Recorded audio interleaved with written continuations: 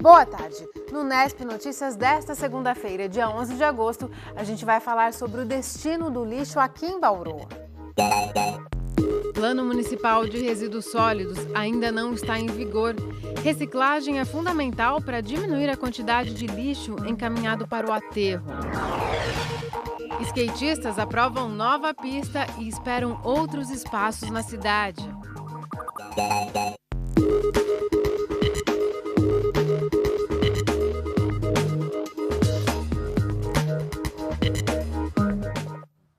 O prazo já venceu para Bauru em relação à Política Nacional de Resíduos Sólidos. A partir deste mês, todas as cidades devem mandar para os aterros apenas resíduos que não puderem ser reaproveitados de nenhuma forma. Mas o Plano Municipal de Bauru ainda depende de mais alguns meses para entrar em vigor. A Lei Nacional de Resíduos Sólidos tem o objetivo de reduzir ao máximo a quantidade de lixo mandado aos aterros. Em Bauru, estudos já realizados para o Plano Municipal mostram o tamanho do desafio. A cada dia, o aterro recebe 260 toneladas. É preciso reduzir para 50 toneladas de lixo por dia. O Plano Municipal de Resíduos Sólidos de Bauru está sendo coordenado pela Secretaria Municipal do Meio Ambiente, a SEMA, que contratou uma empresa privada para auxiliar neste trabalho. A expectativa é que o Plano Municipal de Resíduos Sólidos esteja finalizado até outubro, quando então será debatido com a sociedade bauruense. Sem cumprir o prazo da política nacional, Bauru não vai conseguir recursos públicos para o controle dos resíduos sólidos. No entanto, segundo a SEMA, a cidade já não conta com essa verba. Mesmo assim, a secretaria está empenhada em finalizar o plano.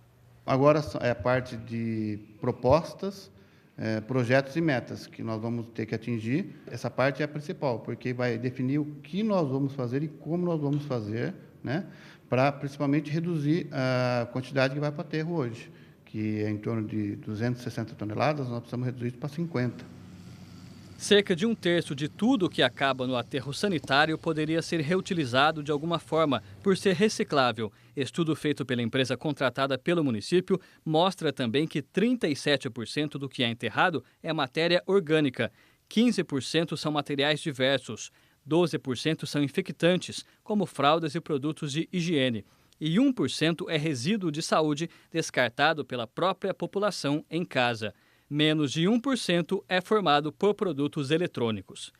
Mas, para reduzir o descarte, as pessoas precisam mudar hábitos e separar os recicláveis em casa. Esse é o alerta da Endurbe, que está criando uma campanha com informações que precisam chegar ao público. A população tem boa vontade de separar, mas falta muita informação. Para onde eu mando? Que dia passa? Que horas passa? Como é feito? O que eu faço? Então, tudo isso a Endurbe está colocando no plano e vai ser desenvolvido a partir de agora.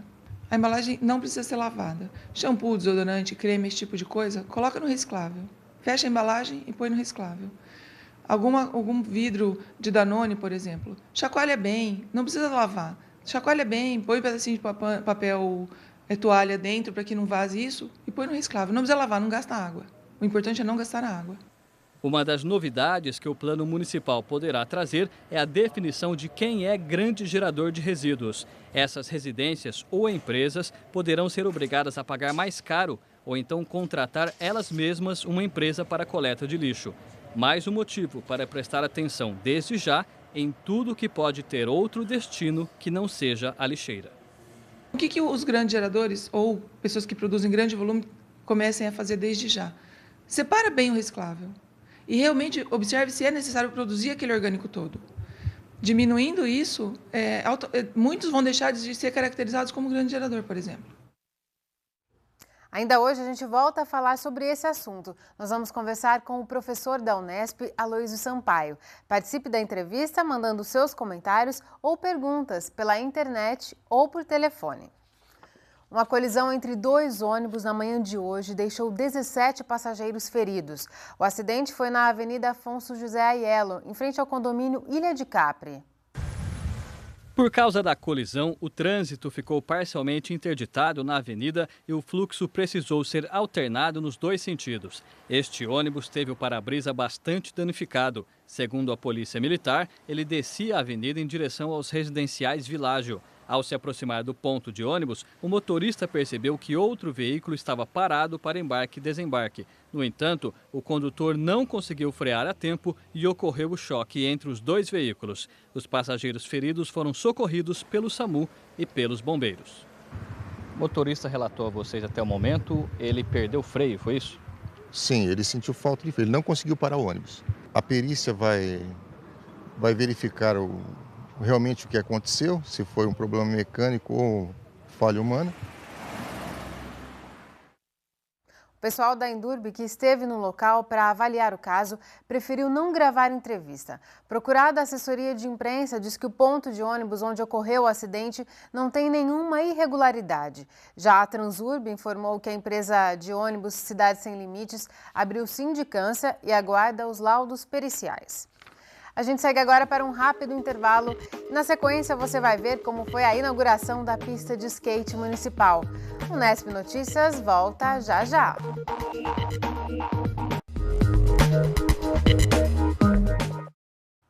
A Polícia Civil enviou hoje ao Ministério Público a conclusão do inquérito sobre o estupro que teria sido cometido por um grupo de rapazes contra uma jovem de 17 anos. O caso aconteceu durante as comemorações do aniversário de Bauru no último dia 1º. A delegada responsável, Priscila Bianchini, indiciou 2 rapazes pelos crimes de estupro e roubo, já que o celular da adolescente sumiu após o caso. Os indiciados foram reconhecidos pela jovem e estão presos. De acordo com a delegada, várias provas foram incluídas no inquérito, como o depoimento de testemunhas.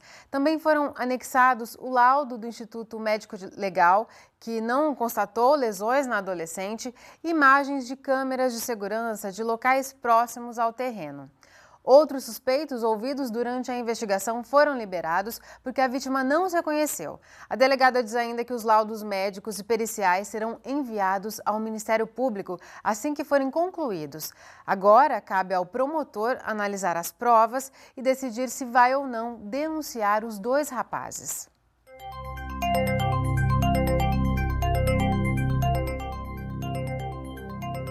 A umidade do ar atingiu níveis preocupantes hoje, chegou a 16% agora à tarde. A umidade só deve melhorar na quarta-feira com a chegada de uma frente fria. Veja os detalhes no mapa. A semana começou com tempo seco em todo o estado de São Paulo, mas o sol predomina só até amanhã. Na quarta-feira, a chegada de uma frente fria deve trazer chuva a todas as regiões. Em Bauru, a terça-feira vai ser de sol, mas na quarta as chuvas também devem atingir a cidade. Agora a umidade do ar é bem baixa, está em 17%, nível de alerta que exige hidratação, inclusive dos olhos e do nariz com soro fisiológico. A velocidade dos ventos é baixa, de apenas 4 km por hora. Hoje a variação da temperatura foi bem alta, foi de 13 a 30 graus. Amanhã a mínima prevista é de 15 e a máxima de 27 graus. A Prefeitura de Bauru está com inscrições abertas para concursos públicos que vão selecionar novos médicos. As provas serão realizadas no dia 21 de setembro. As inscrições custam R$ 30 e devem ser feitas pela internet até o dia 25 de agosto. A jornada de trabalho é de pelo menos 24 horas semanais, com salários a partir de R$ 4.800. Outras informações estão disponíveis no edital, que pode ser consultado na internet. Leire Bevilacqua para o Nesp Notícias. Os skatistas de Bauru ganharam neste fim de semana uma pista pública para treinamento. Ela fica na Praça José Jorge Tamião, que agora também conta com uma academia ao ar livre. Outros espaços devem ser criados em breve. Desde crianças até adultos, brincar ou até levar a sério as manobras em cima de 2 rodas é atividade que reúne diferentes estilos e classes sociais. André mora em condomínio fechado, mas utiliza a pista que foi construída na Vila São Francisco, bairro simples da região sudoeste de Bauru. Não tem diferença, tá ligado? Aqui é igual qualquer condomínio, entendeu? O único problema é que lá é fechado e, nem sempre isso é bom. Enfim, aqui é só mais um lugar que vai reunir pessoas sempre no mesmo plano, sabe? Porque o skate traz isso. Somente a pista custou cerca de R$300 mil. É uma área com 12 por 42 metros. No centro, há um obstáculo de 6 por 6, com mureta, rampa e corrimão de metal. Ao contrário de outros espaços improvisados, aqui os obstáculos são fixos. Alguns skatistas não a consideram como pista, e sim como um espaço mais simples para treinamento. No entanto, na opinião de Leandro, vale a pena vir do Parque Santa Edviges, na região noroeste, para treinar. Para quem gosta do esporte como eu, vale muito a pena, né, velho? Ter agora esse espaço para a prática do esporte, para se dedicar mais, para às vezes se dar bem melhor em competições, né? Assim como nós disputa. Já contando também a pista de skate, foram investidos nesta praça R$350 mil, dinheiro do contribuinte bauruense. Agora cabe então a responsabilidade da boa manutenção do local, tanto pela prefeitura quanto pela população. É um desafio muito grande, porque nós temos 700 áreas verdes na cidade e a gente sofre com vandalismo, sofre com pichações. Nós esperamos que os próprios skatistas ajudem a cuidar do espaço, né, para que a gente não tenha aí maiores problemas. Mas a prefeitura está disposta sim a continuar dando a manutenção necessária. Os mais idosos gostaram mesmo foi da academia ao ar livre, uma novidade da praça que estimula uma vida mais saudável. Eu acho que para manter a praça em ordem, depende mais dos moradores, mais daqueles que praticam o esporte nessa praça, tá certo? Orientando para não destruir os aparelhos, né? Protegendo, limpando, tudo depende de nós mesmos, certo? Nós nós que temos o fundamento de estar sempre aqui praticando esporte, temos que cuidar também, para que tenha vida longa, nós e os aparelhos. Além de mais cuidado do poder público, a população cobra novos espaços e com mais pistas de skate. Isso já está nos planos da prefeitura. No entanto, para estruturas maiores e mais caras, o município depende de outras fontes de recursos e o período eleitoral dificulta. É o caso da aguardada pista ao lado do Aeroclube. Infelizmente o recurso foi liberado agora em período eleitoral, então a obra só pode começar depois do período de eleições. Nós temos uma cidade, uma prefeitura extremamente endividada. As dívidas do passado estão sendo pagas, mas nós não temos dinheiro sobrando na prefeitura, a gente fica dependendo de convênios. Ainda sobre a futura pista perto do Aeroclube, ela terá 1.000 metros quadrados e está orçada em cerca de R$700 mil, pagos com recursos do governo federal. Além dessa, também será construída uma pista no Jardim Redentor. A gente faz mais um rápido intervalo e na sequência vamos conversar com o professor da Faculdade de Ciências da Unesp, o Aloysio Sampaio. A gente fala sobre a gestão do lixo aqui em Bauru. Voltamos já já. A gente volta a falar sobre a gestão municipal do lixo. O governo federal estipulou que a partir deste mês, as cidades devem destinar a aterros sanitários apenas resíduos que não puderem mais ser reaproveitados de forma nenhuma. São os chamados rejeitos. Nós vimos aí na reportagem que Bauru ainda não se adequou à legislação. E é sobre esse desafio que a gente conversa com o professor da Faculdade de Ciências da Unesp, o Aloysio Sampaio. Aloysio, muito obrigada por sua presença aqui no Unesp Notícias. Eu que agradeço o convite. Professor, o prazo já foi, né? A maioria dos municípios não conseguiu cumprir. E você acredita que em curto e médio prazo eles consigam dar essa destinação correta a esses rejeitos? Olha, eu acho bastante difícil em função do volume de recurso necessário, principalmente para os pequenos e médios municípios, se adequarem à construção do aterro sanitário. O aterro sanitário é uma obra de engenharia de custo relativamente elevado e a gente sabe a situação financeira dos municípios. Então, a curto e médio prazo, eu acho bastante difícil. Saiu ontem, inclusive, na mídia impressa, né, uma informação da Fundação Getúlio Vargas estimando um valor ao redor de 70 bilhões, né, de reais para adequação dos lixões em aterros sanitários. Quer dizer, 70 bilhões de reais é muito recurso e, com certeza, os municípios não estão numa situação fiscal para isso. Quer dizer, é um montante muito grande. Bauru já tem um aterro sanitário, mas tem o desafio de reduzir o volume de lixo que vai para esse aterro. A empresa que foi contratada para fazer um diagnóstico do lixo aqui em Bauru, né, ela concluiu que das 260 toneladas que vão por dia para o aterro, na verdade teriam que ir apenas 52 toneladas. Teria que reduzir para 20% do volume que vai hoje, né, para o aterro, professor. Por quê? Porque o restante poderia ser reciclado, né?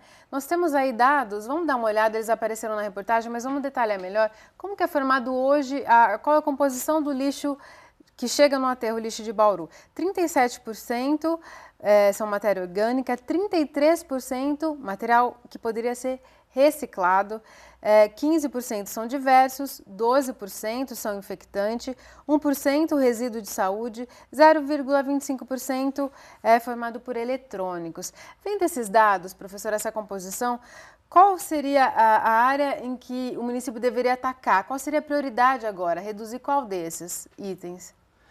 Eu acho que uma medida importante seria nós trabalharmos com o resíduo domiciliar que, infelizmente, a população não segrega. Então, nós temos uma coleta seletiva já no município há vários anos e nós temos uma população consciente que faz a segregação dos recicláveis secos dos resíduos orgânicos úmidos, né? Então, esse material reciclável seco, ele está indo hoje para as centrais de triagem. Nós temos 3 cooperativas no município, perfeito? Mas nós temos ainda um percentual muito grande dos cidadãos, dos bauruenses, que não fazem essa segregação. Todo esse material misturado, esse resíduo domiciliar, que é essa composição que você mencionou, está indo para o aterro.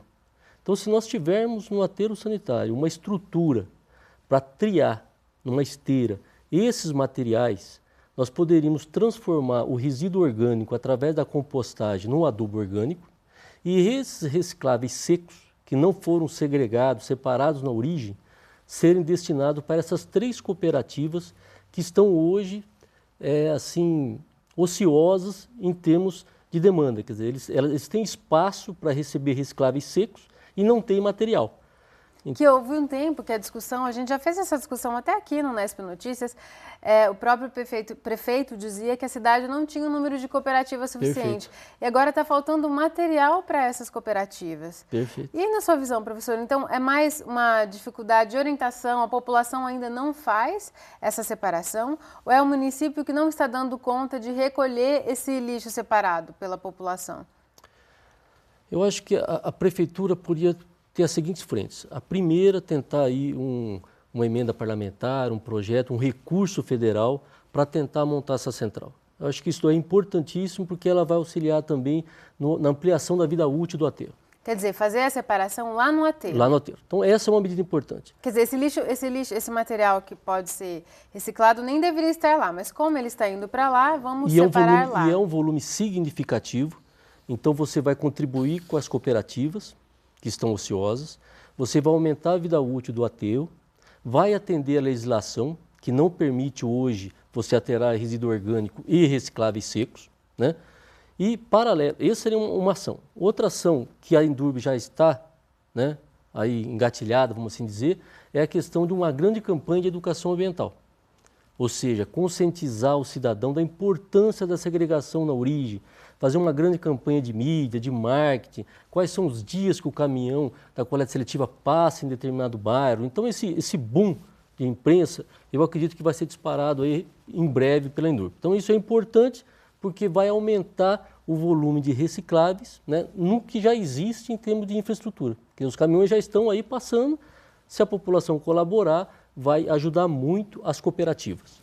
O professor comentava também que outras medidas que fogem até ao âmbito municipal poderiam ser tomadas para incentivar a reciclagem de material, né, professor? Perfeito. Com esse plano municipal, com essa política nacional de resíduos sólidos, qual que é a tendência natural? Se aumentar muito o volume de recicláveis para comercialização. A lei impõe isso? Impõe isso. É uma tendência extremamente positiva em todos os aspectos, social, econômico, ambiental. Só que a atual carga tributária que incide sobre os materiais recicláveis, infelizmente, é a mesma da matéria-prima bruta, original. Então, se o industrial, que lá na ponta da cadeia, num determinado momento, perceber que o que ele paga pela latinha de alumínio ou o que ele paga pelo papelão, pelo plástico, é um valor superior ao material bruto, ele deixa de adquirir esses materiais recicláveis. Porque você não compensa. E isso vai interromper toda a cadeia de comercialização. Então vai desestimular quem? As cooperativas, que fazem um serviço indispensável dentro da gestão ambiental. Então é muito importante uma desoneração fiscal por parte do governo federal, o ICMS do governo estadual. Quer dizer, vamos incentivar a coleta seletiva, vamos incentivar a reciclagem, né, para que o processo, porque todos ganham com ele, né, mas é preciso, tudo envolve a parte econômica. Se você não tiver retorno econômico, vai travar todo o processo. Professor, e pensando então, a prioridade seria trabalhar melhor esse material reciclável, mas olhando naquela composição, o principal volume que vai para o aterro de matéria orgânica. E como reduzir essa matéria orgânica no aterro? Então, a matéria orgânica, pelo que você colocou, são 37%. 37%. Então, é um volume muito alto e a matéria orgânica, ela gera o que a gente chama de chorume, que é um contaminante extremamente agressivo para o lençol freático, para as águas. Então, é um material nobre que ele poderia ser compostado, né, para ser utilizado no campo, na área agrícola, em que há uma demanda muito grande por esse tipo de material. Como adubo. Como adubo orgânico. Então, para isso, esse material precisa ser transformado através de um processo que nós chamamos de compostagem. É um processo físico-químico, simples, né, físico-químico e biológico, tem micro-organismos atuando também. Então, nós colocamos essa matéria orgânica, esse resíduo orgânico, em leiras ou em pilhas, num pátio a céu aberto, tá? Só que nós temos que movimentar periodicamente esse material para que ele seja oxigenado, para que o processo seja mais rápido. Depois de 60 a 120 dias, esse material já foi mineralizado, que nós chamamos, ele está pronto para ser utilizado num pomar, numa cultura de cana, café, desde que ele não tenha metais pesados, que são contaminantes que poderia ser originado da onde? Da pilha, da lâmpada, da bateria, ou seja, esses materiais, quando entram em contato com o resíduo orgânico e impregnam ele com metais pesados, que é o chumbo, o mercúrio, o cádmio, aí o processo fica inviável. Por isso que é importante a separação. Perfeito. A segregação na origem é fundamental. Depois que o problema ocorreu a contaminação, o processo, tecnicamente, ele não é mais viável. Porque no processo de compostagem, as bactérias fecais, né, de origem fecal, papel higiênico e tal, como o processo ele aumenta a temperatura, tem um aquecimento natural decorrente da ação dos micro-organismos, essa temperatura, em torno de 60 graus, inativa bactérias de origem fecal. Então, a parte biológica, ela estaria resolvida. O problema é o aspecto químico de um contaminante que só vai contaminar se a população não fizer a separação adequada na sua residência. E no caso, para a gente concluir, professor, para fazer essa compostagem, teria que fazer uma adaptação no aterro. Requer um certo investimento. Um certo investimento, a parte superior do aterro, que já está paralisada, né? Ela está compactada, então no topo do aterro poderia ser utilizada como pátio de compostagem.